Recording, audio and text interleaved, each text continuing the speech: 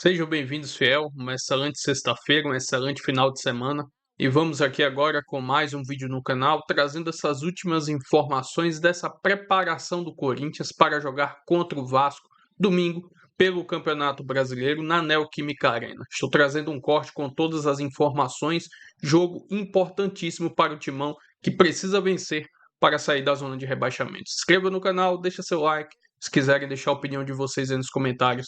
E vamos com o vídeo. Pro Corinthians, tá? Já que é o confronto entre os dois. E ela vem quebrando tudo, hein? Não vem, Viola? Lili Nascimento, então, com a gente. Lili, como é que é? O Memphis não joga contra o Vasco e também não joga contra o Peñarol. Por quê?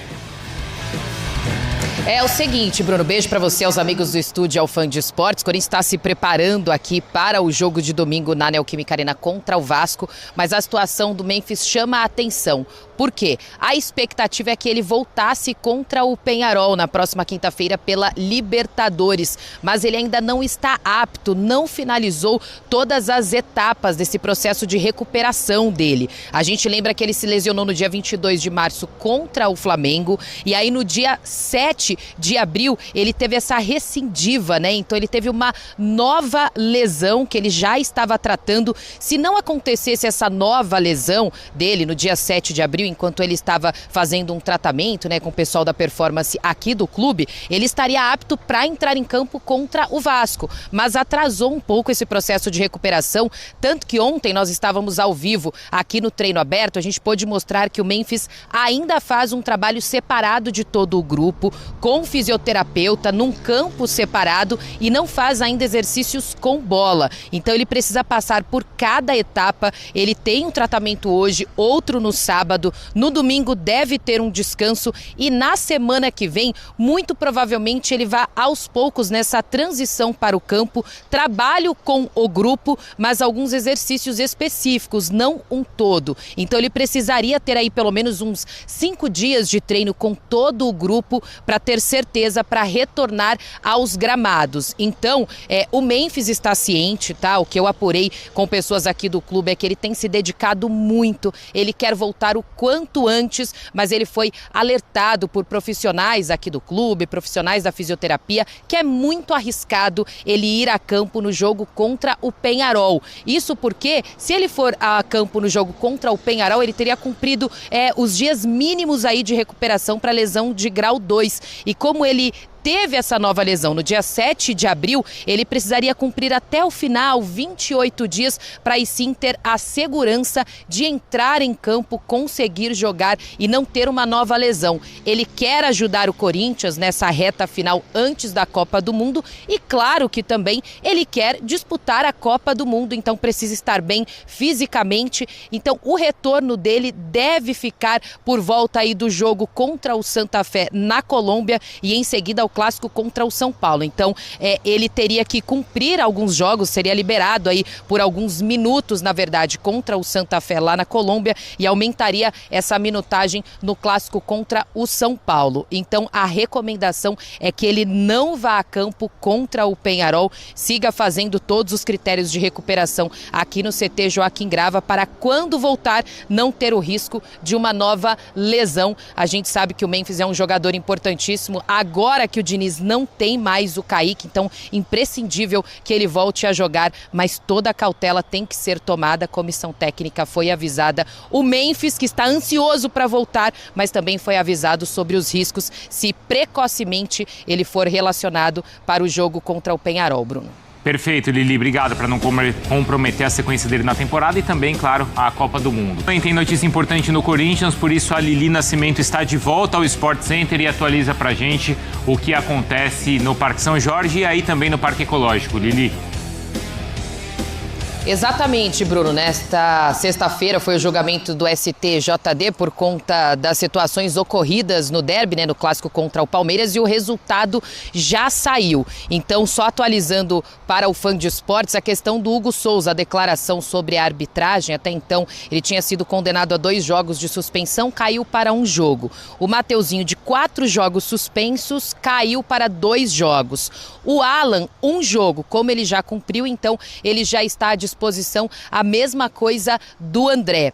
A confusão ali no vestiário, R$20 mil de multa. Agora, a injúria racial contra o goleiro Carlos Miguel, R$80 mil de multa e um jogo sem o setor oeste, que foi o local onde aconteceu a injúria racial. Então, sem os torcedores ali no setor oeste, mais ou menos 8.500 lugares. O Corinthians não deve cumprir agora no domingo contra o Vasco, até porque os ingressos já foram vendidos. Então, muito provavelmente, no clássico contra o São Paulo, na Neoquímica Arena, não haverá torcedores ali no setor oeste. Sem a torcida e mais os R$80 mil de multa. Sobre o drone, né, que apareceu ali no meio da partida, o Corinthians foi absolvido. Então são essas as atualizações aí. Como o goleiro Hugo Souza já vem com dores musculares, né, desfalcou na última partida, então pode ser que ele fique de fora e já cumpra essa decisão de um jogo suspenso no domingo contra o Vasco. A gente aguarda, o Corinthians treina aqui no CT Joaquim Grava, Bruno.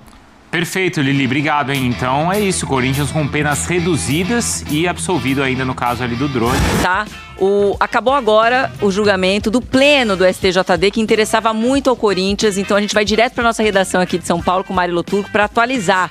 Deu bom pro Corinthians, amiga? Vamos analisar aí, viu, Jô? Primeiramente, muito boa tarde para você, minha amiga. Uma ótima tarde para todos que estão on aqui junto com a gente. Então, terminou agora há pouco. Teve mais ou menos 1 hora de julgamento. E o que aconteceu no dia de hoje? Foi julgado o caso do Alan, do gesto obsceno na partida contra o Fluminense, e também os recursos que foram apresentados pelo Corinthians em relação ao Mateuzinho, o Hugo Souza e também a perda de um mando de jogo. Vamos explicar o que foi a decisão. Primeiro, o caso do Alan. Ele foi punido por um jogo, mas ele já cumpriu suspensão automática de uma partida, por isso, então, ele não vai ficar de fora na partida contra o Vasco. No caso do Hugo Souza, ele tinha pego 2 jogos de suspensão, que agora foi revertido para uma partida, então ele vai cumprir nesse domingo na partida contra o Vasco.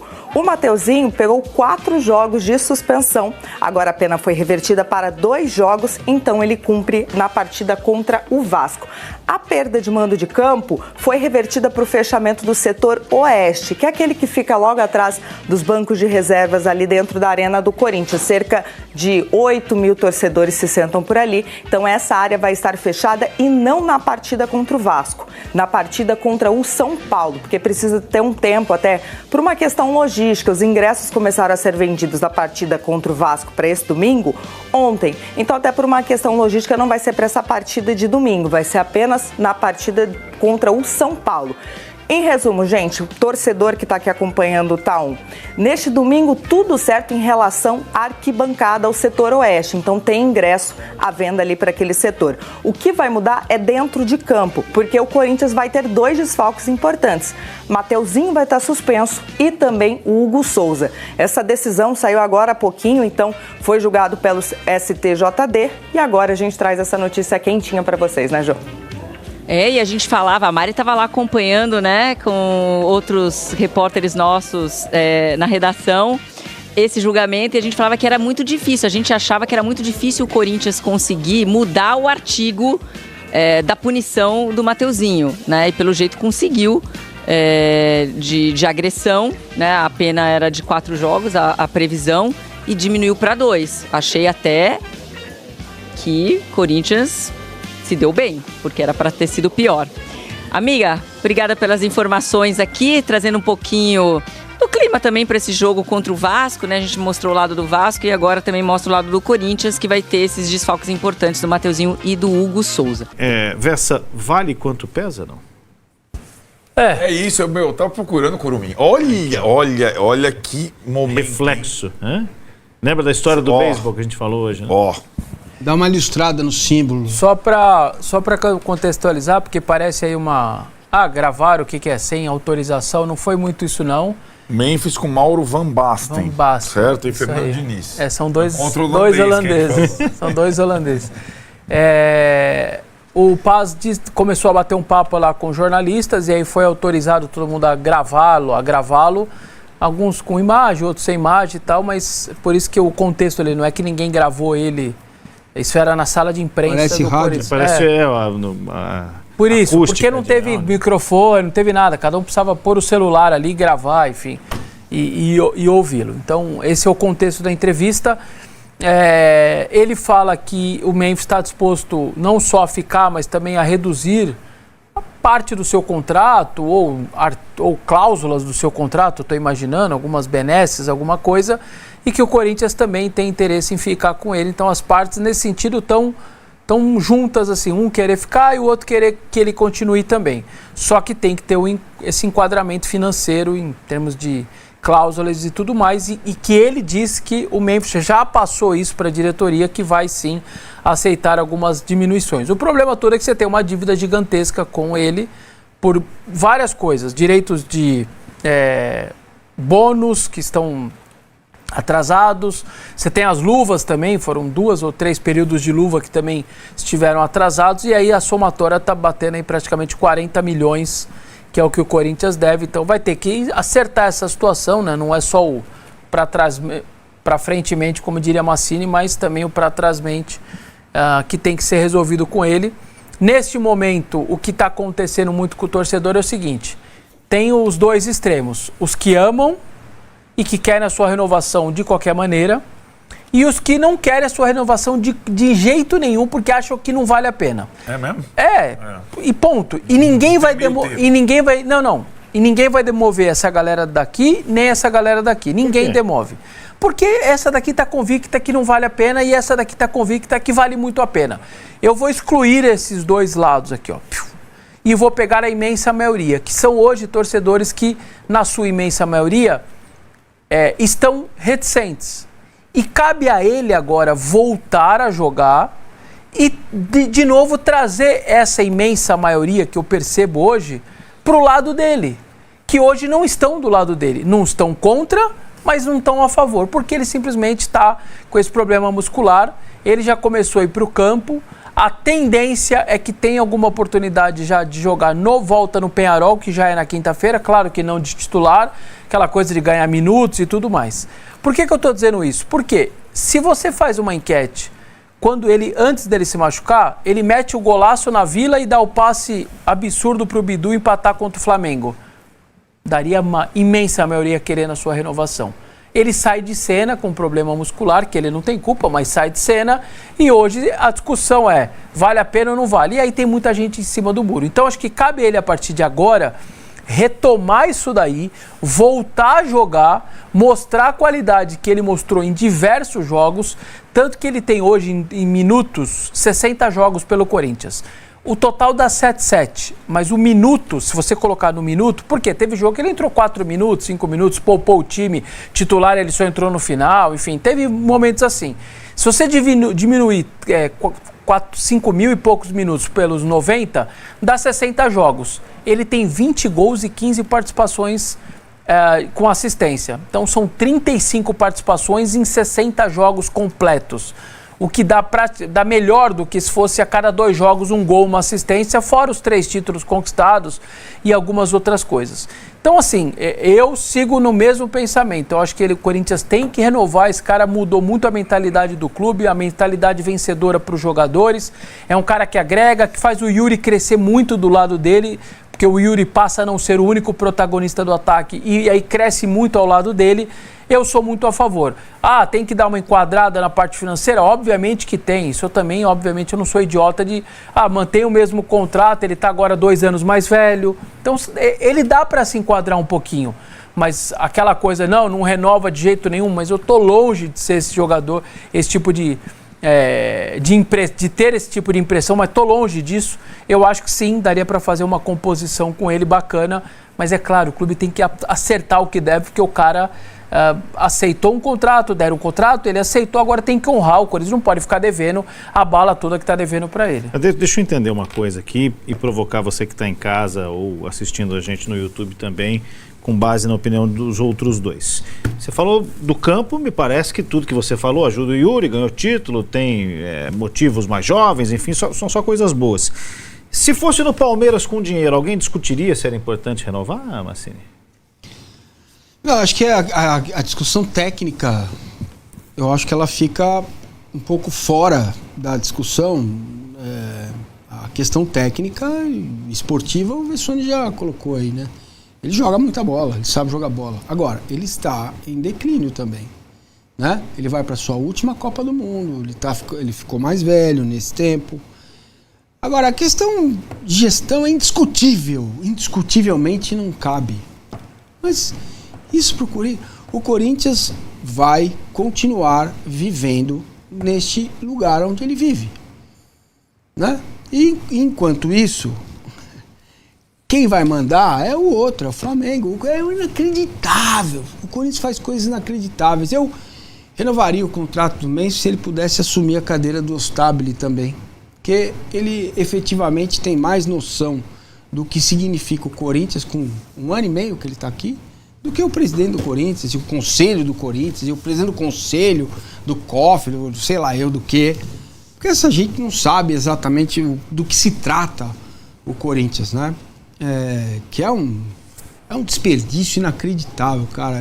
Olha, vou contar para vocês, é muito desperdício de dinheiro, de gestão.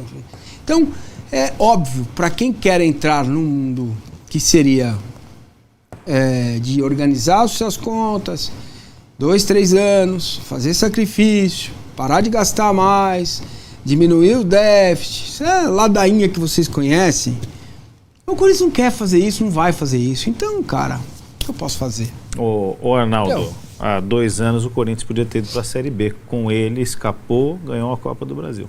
Mais ou menos. Mais ou menos? Mais ou menos. O Corinthians só iria para a Série B com aquele time se... Fosse um desastre. Sei lá. Tava no caminho. Eu acho que ele mudou o patamar do time, sem dúvida. Mas o Corinthians, para mim, escaparia com ou sem. Eu acho que a tentativa de trazê-lo era ir além, como foi o ano passado. Antes de você só completar o que ele está falando só um pouco, o gol mais importante para mim do Memphis não é a final da Copa do Brasil. É contra o Atlético Paranaense. O Corinthians faz 2-0. No final do primeiro tempo, toma um 2-2. A Neoquímica Arena, 45 mil pessoas, entra numa catarse, numa depressão no intervalo. Tinha tomado o empate do Inter, esse circunstão, igualzinho, né? Era o 18º colocado. O Corinthians era perto de último colocado com aquele empate. Volta, ele bate uma falta, faz o 3-2, aí vem o quarto, o quinto, acaba 5-2 o jogo.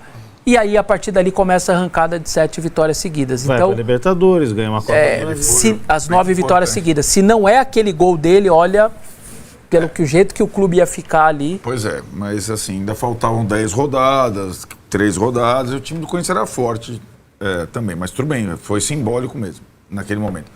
A questão, para mim, ela tem da permanência. A parte financeira, que o Mancini já colocou. Isso é bobagem. O Vessone tocou um pouco.